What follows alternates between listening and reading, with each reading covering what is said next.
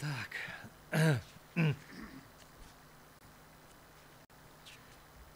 Переходим к рассмотрению ходатайства. Слово для доклада предоставляется судье Конституционного суда Кусмалиеву Мухаммеду Шадхановичу. Спасибо. Уважаемые председательствующие, уважаемые судьи, уважаемые участники заседания.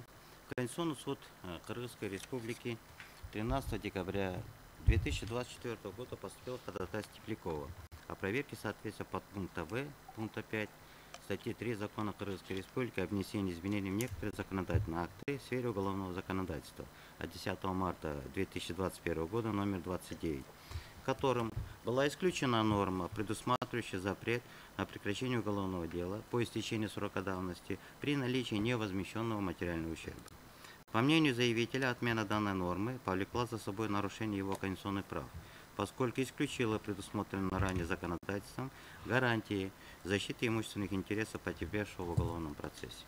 Так, из материалов дела следует, что в 2014 году гражданин Разваляев предложил Теплякову участие в совместной предпринимательской деятельности в сфере швейного производства. Под этим предлогом Разваляев получил от Теплякова денежные средства, о чем выдал соответствующую расписку.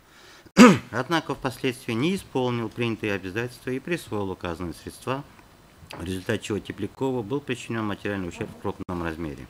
11 мая 2017 года постановлением Свердловского районного суда города Бишкек производство по уголовному делу, возбужденному в отношении гражданина Разваляева по части 3 статьи 166 Уголовного кодекса Кыргызской Республики по признакам мошенничества в крупном размере, было прекращено в связи с истечением установленного законом срока давности привлечения к уголовной ответственности, хотя обвиняемый своей вины в совершении преступления не признал.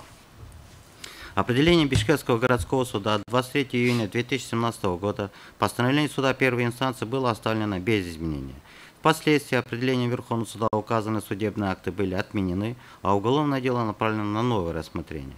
Как указано в определении Верховного суда, судом первой инстанции при вынесении решения было допущено нарушение норм процессуального права.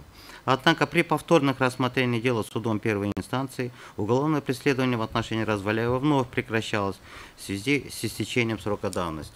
То есть суды первой и апелляционной инстанции фактически проигнорировали указания Верховного суда, не устранив допущенные ранее процессуальные нарушения и не обеспечив надлежащего рассмотрения вопроса о возмещении причиненного ущерба.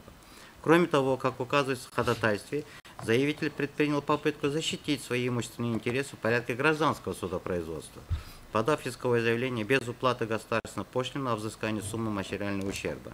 При этом Тепляков сослался на пункт 6 части 1 статьи 141 Кодекса о неналоговых доходах, согласно которому от уплаты госпошлины освобождается истцы по искам о возмещении материального ущерба, причиненного преступлением. Однако указанное исковое заявление было возвращено судьей Свердловского районного суда без рассмотрения.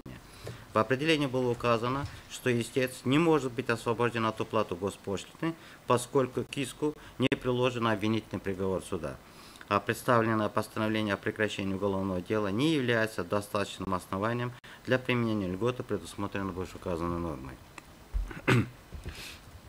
Тепляков считает, что даже подача искового заявления в гражданском судопроизводстве с уплатой государственной пошлины никак не гарантирует потерпевшему возмещение материального ущерба, поскольку в условиях отсутствия доказательной базы и непризнания вины со стороны ответчика перспектива удовлетворения иска является крайне неопределенной.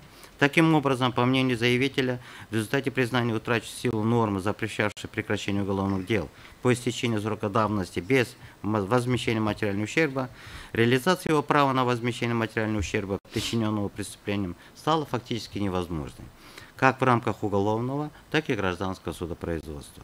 На основании изложенного заявитель просил проверить оспариваемую норму на соответствие части 2 статьи 24, частям 1-2 статьи 56, а также частям 1-2 статьи 61 Конституции. Определением коллегии судей Конституционного суда Кыргызской Республики от 13 января 2025 года ходатайство Теплякова было принято к производству. На сегодняшний день в целях обеспечения правильного разрешения дела со стороны судьи-докладчика проведены все необходимые действия, связанные с проверкой обращения и подготовкой дела к рассмотрению, по результатам которых дело готово к рассмотрению Конституционным судом. Спасибо.